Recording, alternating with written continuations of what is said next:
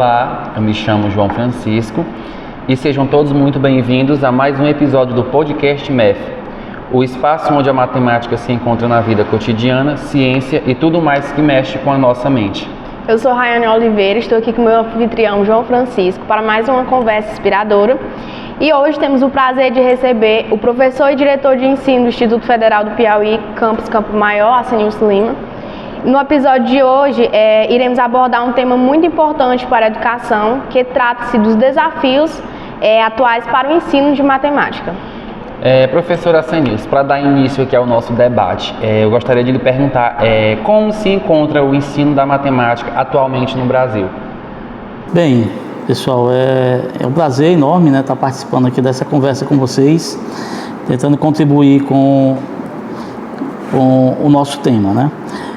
Sobre a questão de como se encontra hoje o ensino de matemática no Brasil, eu teria como parâmetro alguns dados, né, algumas informações de avaliações externas que nós temos, né, no Brasil, além das avaliações internas que acontecem a nível de escola, a nível de secretaria municipal, existem as grandes avaliações, né? E aí a gente destaca aqui o SAEB, né, que é dado pelo INEP, né, que gera uma nota, que é a nota IDEB das escolas no Brasil. Nós temos o Enem, que também é um parâmetro de avaliação externa, e nós temos o PISA, que é uma avaliação internacional, é a maior avaliação internacional que existe a nível de matemática no mundo, né, onde o Brasil faz parte dessa avaliação. E os resultados que se tem obtido, né, ano a ano, na verdade, a cada 2 anos ou a cada 3 anos, porque o PISA acontece a cada 3 anos, não são nada animadores, né? Por exemplo, o PISA de 2021, ele nos detectou que no Brasil, cerca de 70% dos alunos que terminam a educação básica, ou seja, terminam o ensino médio, eles não têm o mínimo de condições, né?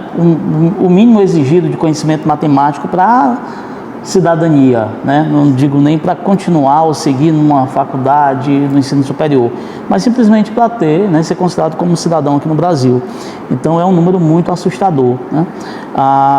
O IDEB, embora ele tenha avançado, né, em alguns momentos, a matemática vem mostrando, principalmente nos anos finais do ensino fundamental e do ensino médio, que a nota de matemática ela vem reduzindo gradativamente, né?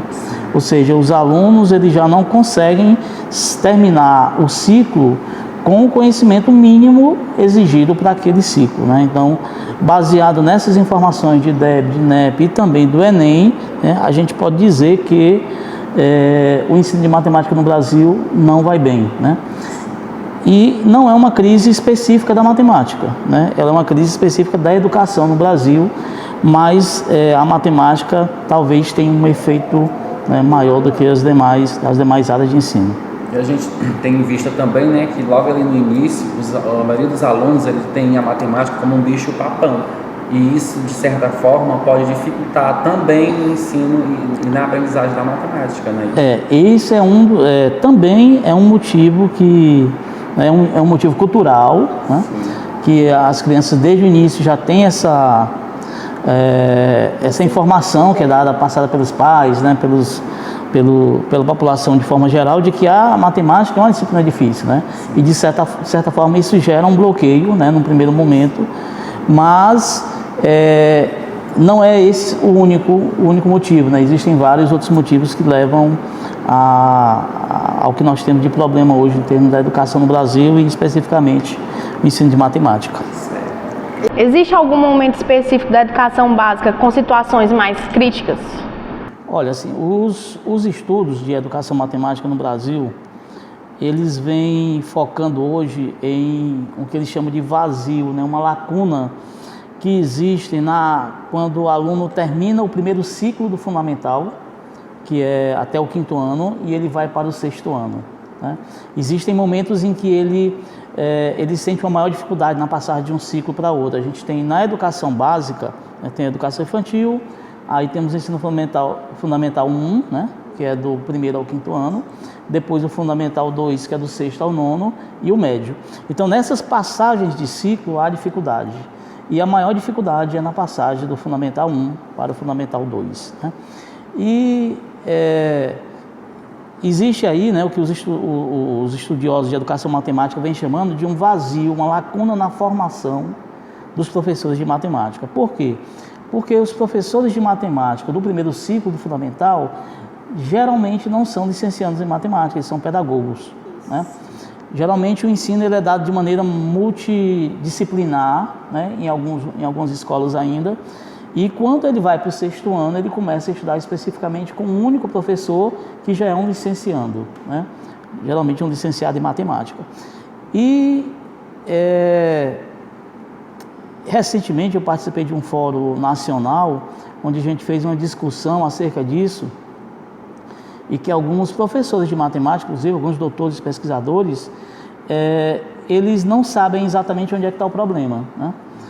Porque a gente tem no primeiro ciclo pedagogos que têm um manejo melhor de como ensinar, mas têm a dificuldade no conteúdo do que ensinar, né? Ou seja, eu sei como, mas eu não sei o que eu vou ensinar, eu não tenho domínio sobre isso. E aí quando chega no sexto ano, né, onde você já tem os graduandos em matemática, você tem uma pessoa que tem um conhecimento mais teórico, né, específico da disciplina de matemática, porém ele tem dificuldades em como fazer isso, como ensinar, né? Então ele passa de uma pessoa que tem uma didática melhor, né, mas não tem conteúdo, e passa para um professor que tem mais conteúdo, mas não sabe como ensinar aquele conteúdo. E aí fica aquela barreira, é onde tem, né, a maior dificuldade. E é exatamente aí onde alguns pesquisadores querem propor alguma solução, né? De repente, os licenciandos sendo formados para trabalhar na educação infantil ou no ensino fundamental menor, seria adequado, né? Ou o pedagogo continuar nessa passagem do primeiro ciclo para o segundo ciclo, né?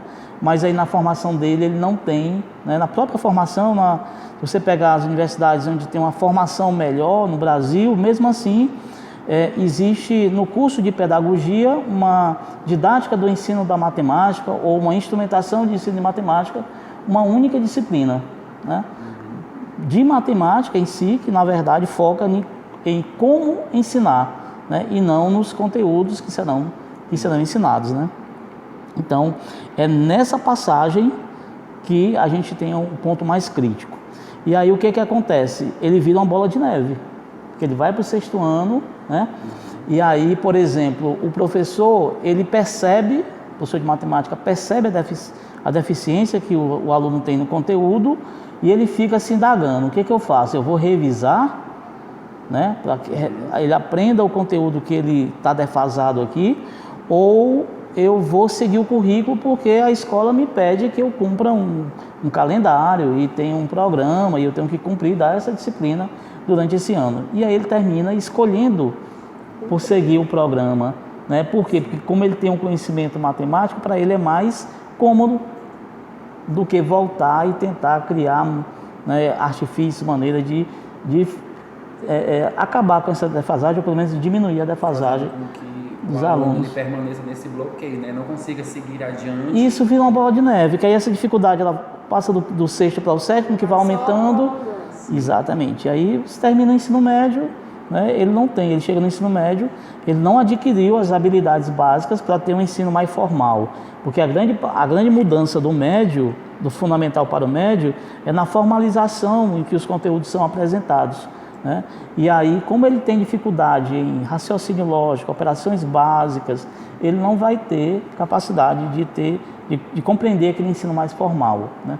É o que realmente é apresentado no ensino médio. Aproveitando que a gente já está falando sobre essa questão de formação de futuros professores, a nossa terceira pergunta é a seguinte: gostaríamos de saber como está essa formação básica dos futuros professores de matemática. Ela é deficitária? De que forma as dificuldades da formação inicial dos professores influenciam no desempenho dos alunos na educação básica? Pronto, então assim,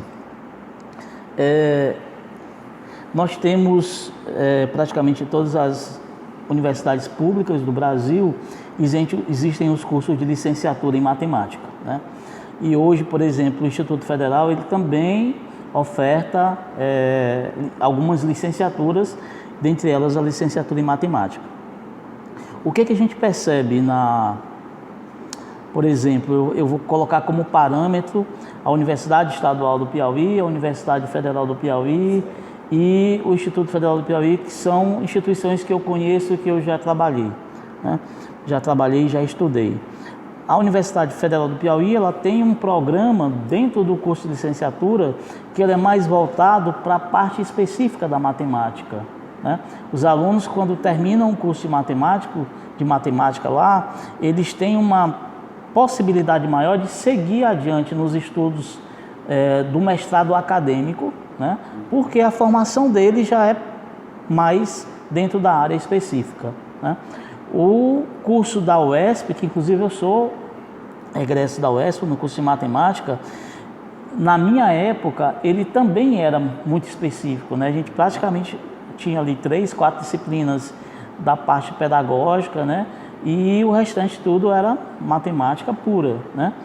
Já o curso da UESP, né? Aliás, o curso do IFP, ele foi pensado de uma maneira diferente, né? Ele foi pensado no seguinte: olha, a gente quer formar professores para dar aula na educação básica, lá no ensino fundamental. Então, eu não posso me preocupar apenas em ensinar para eles o conhecimento técnico matemático específico, mas eu tenho que mostrar para ele como ele deve ensinar, né? Então, assim, foi feita uma sopesagem lá na hora de montar o currículo, né? De tal forma que ficou no meio a meio ali, algumas disciplinas que mostram o que eu vou ensinar, que é a matemática, alguma disciplina de como eu vou ensinar, que é a parte didática, e algumas integradoras que vão mostrar a relação entre isso, o conteúdo e o como ensinar. Então, eu acho que foi pensado mais ou menos assim. Agora, é claro, é um curso novo ainda, né? O curso de matemática no Instituto Federal do Piauí, e ele vem, né, buscando essa melhoria nesse sentido, né, de realmente formar professores que estejam habilitados a trabalhar na educação básica. Não unicamente em fazer com que ele siga para um mestrado acadêmico, né, ou um mestrado profissional, mas o objetivo principal, formar professores da educação básica, né?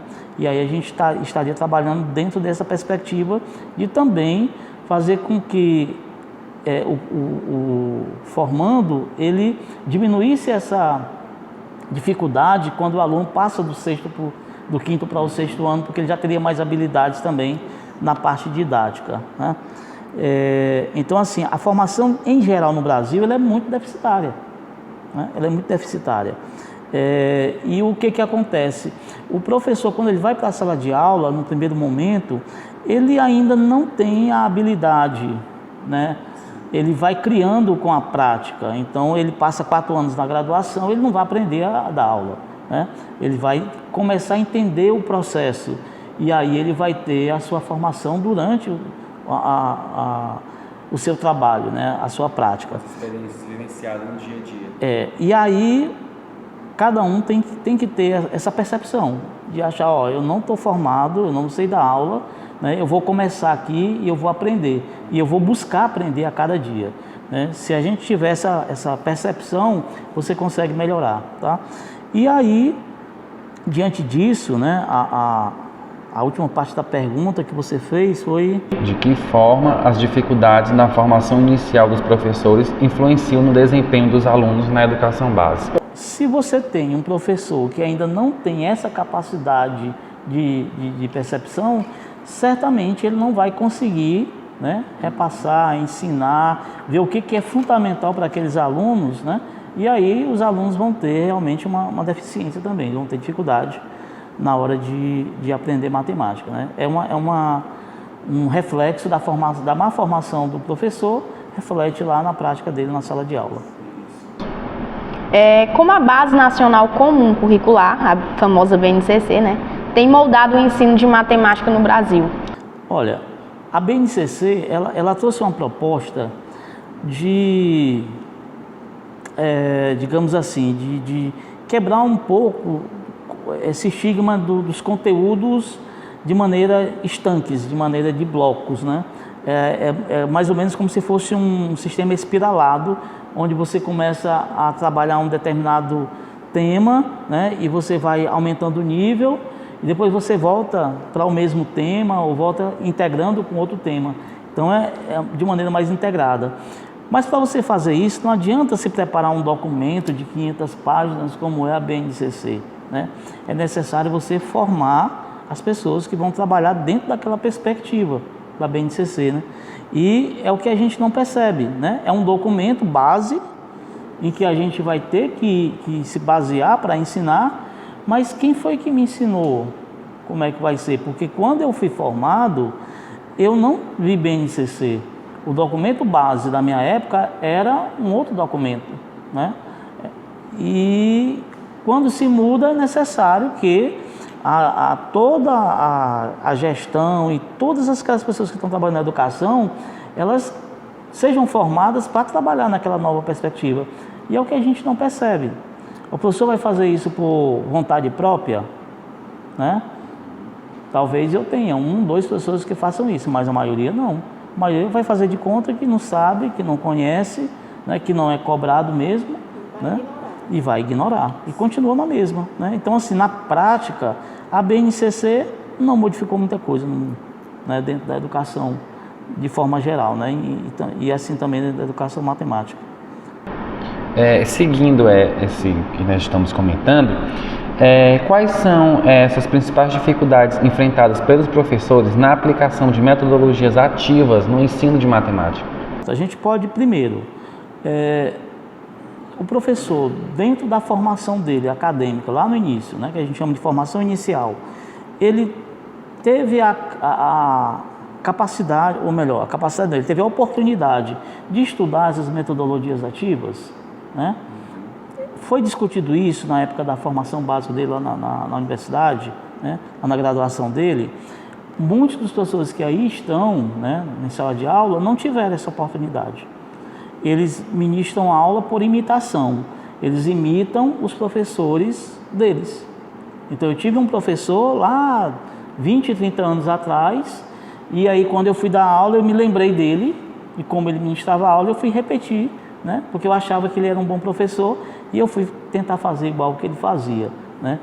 Eu não tive essa capacidade de discutir novas metodologias para implantar, né? Então, assim, um dos motivos é esse, a gente não teve na formação inicial isso. Hoje, nos cursos mais novos e nos cursos que se propõem, de fato, a ter uma formação integral do professor para a educação básica, já tem essas discussões. Existem várias disciplinas dentro do currículo que discutem sobre metodologias ativas, né? E então, assim, o aluno já tem esse conhecimento, né? O graduando. E aí, quando ele vai para a sala de aula, ele já começa a ver a escola de uma maneira diferente. Mas aí tem um outro problema. Muitas vezes, metodologias ativas, você precisa de recursos na escola. E a escola não tem. Né? É escasso, né? A educação básica no Brasil é muito precária. Outra coisa, para que eu trabalhe com metodologias ativas, eu vou precisar um tempo extra para me preparar material, preparar aula, né? E financeiramente eu não sou recompensado por isso, porque aquele professor que não faz isso, ele vai ganhar o mesmo salário que eu, né?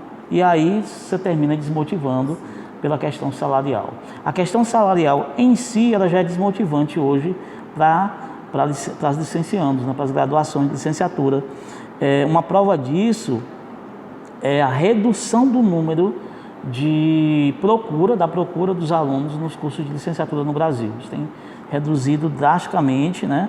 Então, não está sendo mais atrativo, né? E uma das coisas que não atrai é o salário, né? Então eu vou passar 4 anos, vou estudar, depois eu vou para uma escola, que é uma escola sem recursos, sem estrutura, né? E cada vez é mais difícil porque os alunos, né, são mais difíceis de ser trabalhados, né? E eu não vou ser recompensado financeiramente por isso, então eu prefiro fazer um outro curso, que eu não vou ter esse trabalho todo, né? E eu vou conseguir ganhar o mesmo ou mais que isso. Então, isso também é um motivo, a questão da recompensa salarial. E mesmo aqueles que vão, sabendo que vão ter o seu salário, eles são desmotivados muitas vezes pelos demais professores, né? Que não fazem isso, né? E eles têm o mesmo salário até maior do que o dele, né? Por que eu digo maior? Porque muito desse material que é precário na escola, a gente tem que tirar do dinheiro do próprio bolso para poder criar essas estratégias, materiais, metodologias ativas e tudo, destinar um tempo a mais, né? Porque você chegar na sala de aula, eu tenho um conhecimento teórico e eu sei o que eu vou ministrar a aula, eu vou gastar menos tempo, tá? Vai ser mais cômodo para mim, então, já que é mais cômodo para mim, eu vou por essa linha.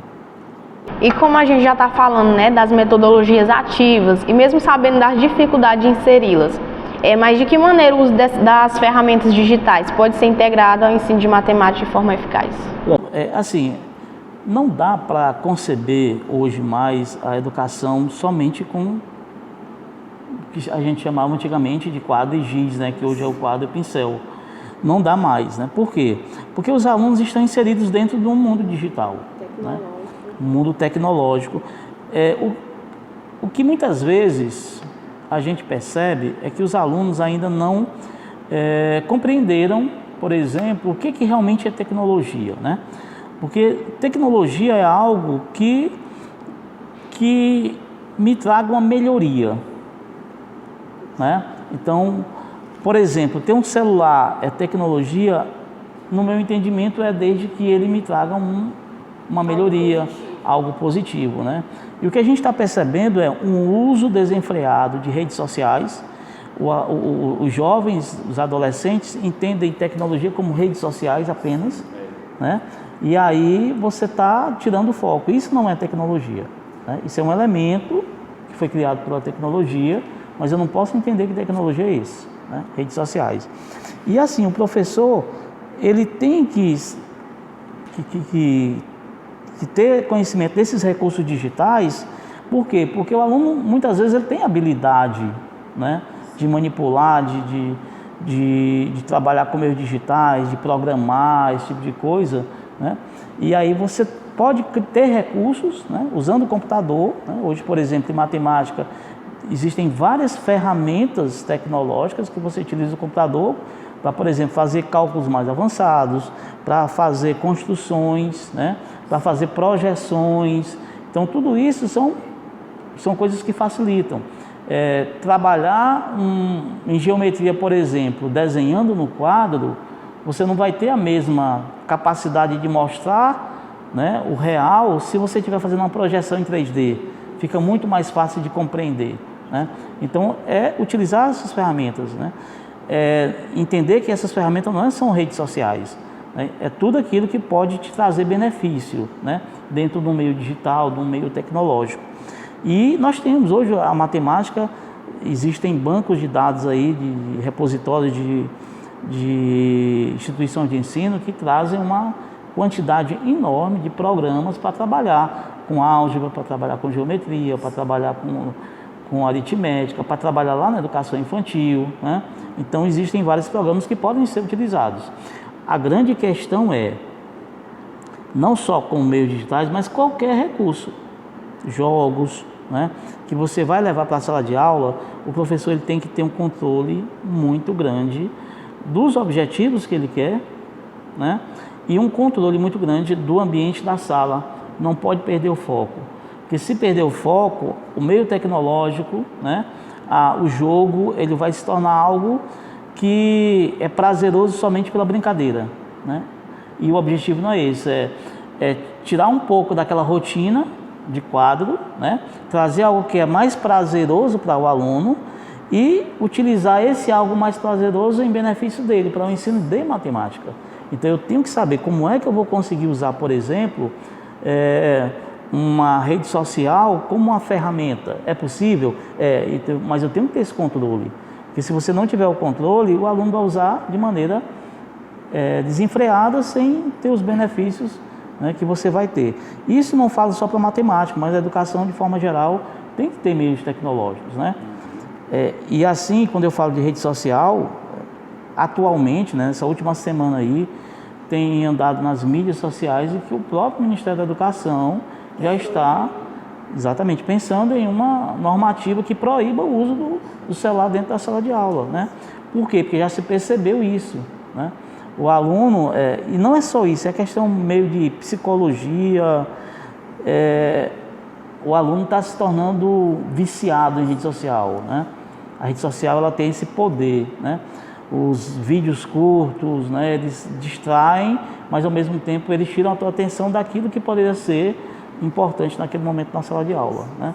E de tanto utilizar, de tanto usar, o aluno não está mais tendo esse controle, né? Porque eu uso a rede social, mas eu tenho que ter o controle de saber isso. Eu tenho que parar, né? Porque já passou da hora, né? Passou do limite. E aí muitos têm essa dificuldade. Eu não digo só de adolescente, não. A gente vê muito adulto. Público em geral.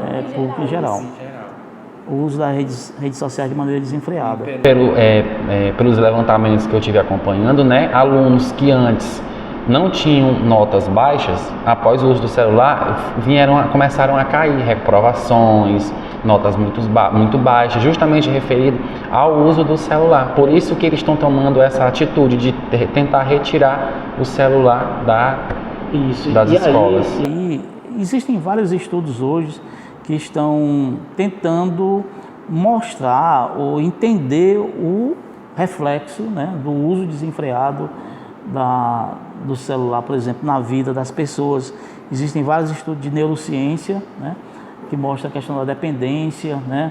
Por exemplo, saiu recentemente um estudo que mostra que pela primeira vez na história as gerações futuras elas estão se formando com um nível de QI, né, de inteligência menor do que a geração anterior. Ou seja, os filhos, digamos assim, estão ficando mais burros que os pais.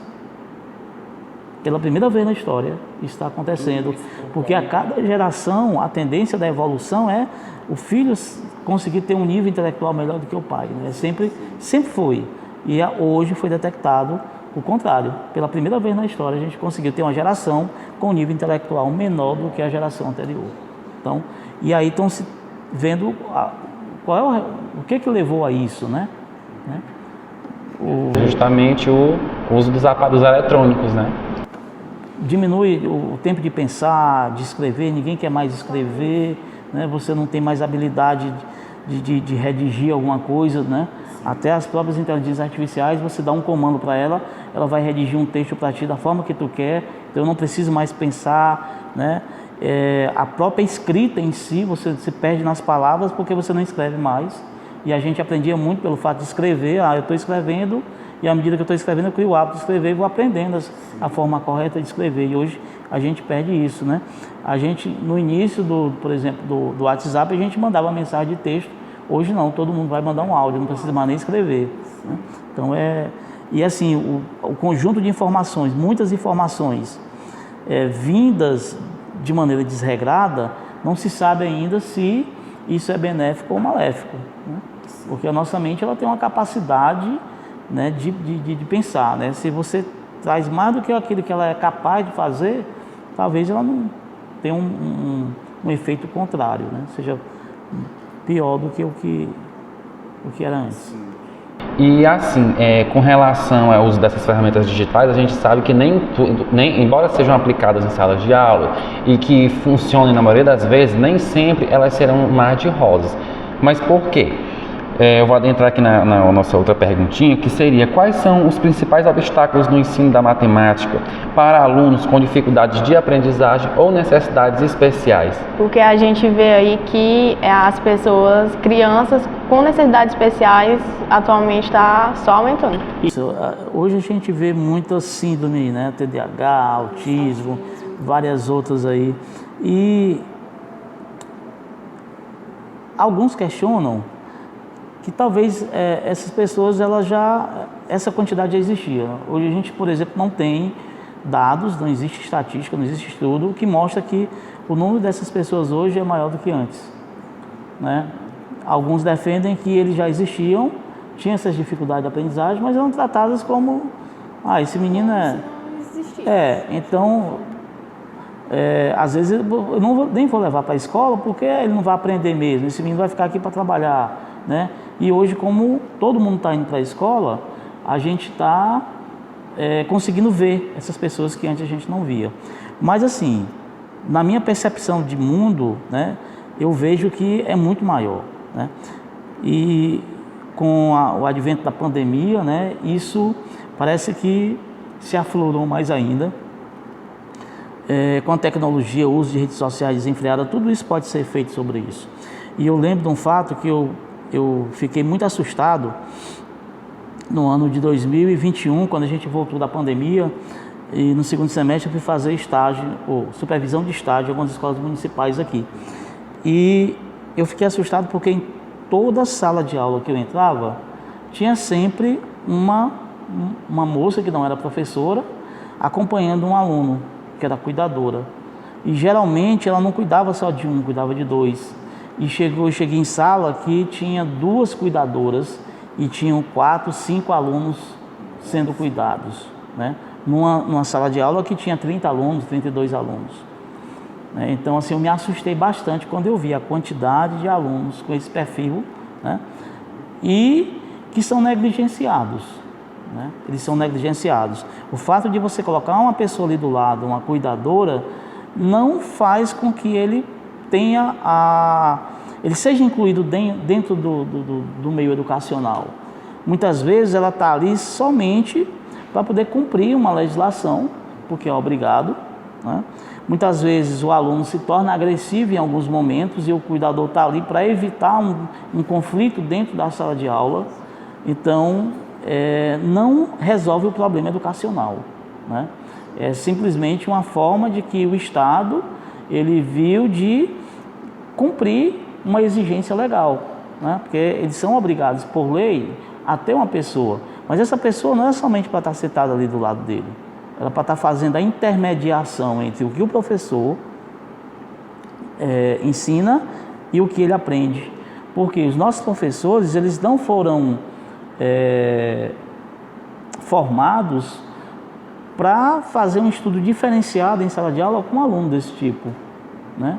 E aí você tem um atendimento especial, alguém para fazer um atendimento especial. E esse alguém teria que ter a capacidade de fazer essa interpretação daquilo que o professor fala, naquele nível de compreensão para os alunos ditos normais. Não, mas isso eu vou apresentar dessa forma, porque ele vai entender somente dessa forma, né? Esse aluno que tem essa necessidade especial. E esse cuidador não faz isso, ele não tem a formação. Os testes seletivos que contratam esses cuidadores, eles simplesmente contratam uma pessoa qualquer, né? Não porque tem habilidade, né? Porque a gente estaria que estar entrando aí no ramo da psicopedagogia, né? Com especificamente alguns cursos, alguns tratamentos na área de autismo, de TDAH, que hoje teria que ter uma formação para poder fazer esse atendimento, né? Coisas que a gente percebe que de fato não acontece. Então, assim, para trabalhar matemática com essas pessoas que têm essas necessidades especiais, você precisaria de um tratamento especializado, né? E para isso o professor precisa ter formação, né? E essa formação geralmente ela não acontece lá na graduação, no curso. Ele precisaria ser ofertado pelas secretarias municipais, estaduais, né? Para que os professores que tivessem com alunos especiais em suas salas tivessem capacidade de aprender, mas a gente não tem isso, né? Então, uma solução seria formar o próprio professor, né? Porque hoje é inevitável, né? A gente não vai mais entrar numa sala que não tem um aluno nessas condições, né? Então, quem vai para a sala de aula vai saber que a gente vai ter aluno naquelas condições, né? E o pior é que as características são muito distintas, né? Cada um é uma característica distinta, um trabalho é diferente, né? Então, assim, é necessário ter uma pessoa na escola, ter um núcleo, né, que faça esse tratamento diferenciado com esses alunos, mas é necessário que o professor também conheça como fazer isso, porque ele vai ter que adaptar atividades, ele vai ter que adaptar avaliações, ele vai ter que adaptar as aulas deles em muitos momentos para atender aquele aluno especial, porque senão vai ser só um faz de conta, eu faço de conta que estou ensinando para ele, e ele faz de conta que aprende, no final eu coloco uma nota, ele passa e ele segue para a série seguinte, né? E aí não resolve o problema. E professor, diante de tudo que já foi abordado, diante de tudo que a gente conversou, há algo positivo na matemática no Brasil, comparando-se às demais áreas de ensino? Eu li recentemente um artigo eu esqueci agora no momento o nome da professora, ela é presidente da Sociedade Brasileira de Educação Matemática. E ela dizia que o Brasil vivia numa dicotomia, né, que era, se você pegar nos últimos anos, por exemplo, em 2014 a gente teve um medalhista, a medalha Fields. A medalha Fields é considerada como o prêmio Nobel da matemática, né? Quem ganhou foi um brasileiro, em 2014. Em 2018, a gente teve o Congresso Internacional de Matemática aqui no Brasil, que é o maior evento de matemática do mundo. Ele aconteceu aqui no Brasil em 2018, né? A gente tem, ano a ano, aumentado o número de medalhas de ouro, medalha de prata, medalha de bronze nas Olimpíadas Internacionais de Matemática. E existe uma organização que é a Organização Internacional da Matemática. O Brasil conseguiu hoje, né, ter 5 membros, ele faz parte do Grupo 5. Né? O Grupo 5 é aquele que tem 5 membros dentro dessa organização. Né? E é o único país da América Latina que tem 5 membros. Né? E é o único país subdesenvolvido que tem 5 membros nessa organização. Então a gente tem conseguido a nível externo, né, destaques da matemática. Porém a gente não consegue dentro, né, a dicotomia é essa, eu estou tendo resultados a níveis internacionais, porém eu não consigo tratar da forma da educação básica. Eu tenho os destaques, eu trabalho com os destaques, porém eu não consigo ensinar a base, né? Os que são ditos normais. Porque a gente tem os grandes destaques da matemática que estão aparecendo, mas a gente não está conseguindo ensinar o básico, né? Então essa é a grande dicotomia, né? Sendo reconhecido internacionalmente com alguns prêmios, mas a gente não está conseguindo fazer o dever de casa, né? Que é melhorar o nível de compreensão, né, de raciocínio lógico, das operações básicas, para que o aluno ele termine a educação básica pelo menos com o conhecimento básico, para dizer assim, olha, eu sou um cidadão, eu posso ser inserido, eu conheço o básico de matemática, né, e uma pessoa não vai poder me discriminar porque eu não sei isso, né. Então eu fiz a minha educação básica, eu tenho esses conhecimentos básicos, e esses conhecimentos básicos podem me levar a ter um emprego, um trabalho, né. Porque quando a gente fala de matemática para formar um cidadão, é exatamente isso, é o conhecimento matemático para que você consiga saber se expressar matematicamente, pensar logicamente, né? E aí você consegue desenvolver qualquer atividade de trabalho, né? Então é mais ou menos nesse sentido. Então a gente tem positivo, que são esses resultados internacionais, mas infelizmente a gente vive com essa dicotomia que ao mesmo tempo a gente não consegue resolver o dever de casa, né?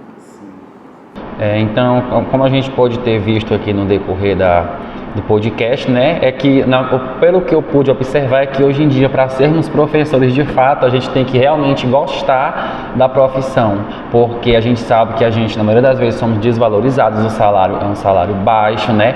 A gente sabe que as escolas é uma dificuldade imensa com relação à estrutura, até mesmo para a aplicação de uma tecnologia, que na maioria das vezes é mais fácil compreensão na hora de ensinar os alunos. Então, para sermos professor de fato, hoje em dia, é gostar da disciplina, não é isso? Quer falar alguma coisa? Rayane, quer... Verdade. E assim, lembrar sempre que é fundamental ter uma formação continuada, né? A formação continuada é aquela formação que você aprende dia a dia, né? E sempre buscando mais, porque você tem que estar sempre melhorando. E não pode ser algo somente do professor ir buscar. As próprias secretarias, né, elas têm que ter programas, políticas públicas nesse sentido, né? Porque a sociedade ela vem evoluindo muito rapidamente, né? E a educação ela não consegue fazer com que a gente evolua na mesma velocidade. Só um fato aqui, existe um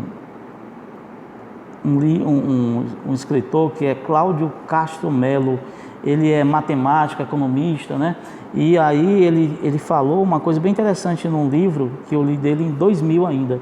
Ele dizia assim, né, 2000, ele comparava de 1950 a 2000. Pega o Brasil em 1950 e pega o Brasil em 2000. Se você vê a evolução econômica e social do Brasil, ela foi enorme, né? era um país agrário, né, com vários problemas estruturais, e em 2000 o Brasil já estava na 8ª potência do mundo, né? Mas pega a evolução educacional de 1950 a 2000, né? Ela não aconteceu na mesma velocidade do que a evolução econômica e social do país, né? E esse problema que a gente tá vendo agora, da questão da formação dos nossos alunos em matemática, ela já vem de há muito tempo, né? Realmente a educação não consegue, a gente no Brasil não consegue ter esse nível de evolução dos outros indicativos econômicos, sociais, né? Isso é fato no Brasil. Bom, um complemento, Rayane, alguma coisa? E é isso, gente. Encerramos aqui mais um episódio do nosso podcast MEF, e gostaríamos de agradecer ao professor Acenilson, que esteve conosco durante essa tarde, comentando sobre esses desafios atuais para o ensino da matemática. Professor Acenilson, quer falar mais alguma coisa, deixar um agradecimento? Queria agradecer, né, a oportunidade de estar aqui, né, e dizer que a gente está à disposição, sempre que precisar, né. Acho que esse bate-papo é sempre importante, porque não é só um bate-papo para vocês, né? Vai ser um bate-papo que vai ser multiplicado, né? E é interessante essa discussão. Não é que nós sejamos os donos da verdade, né? Mas é que a gente, diante de muito tempo já dentro da educação, a gente consegue ver, né, algumas coisas que, por exemplo, vocês ainda não tiveram a oportunidade de ver, mas que certamente passarão, né? E a intenção é essa, é trazer reflexões, né, para que a gente consiga pensar, né, sempre em estar evoluindo dentro daquilo que a gente faz, né, no meu caso, dentro da educação. E é isso, gente. Até a próxima. Tchau, tchau.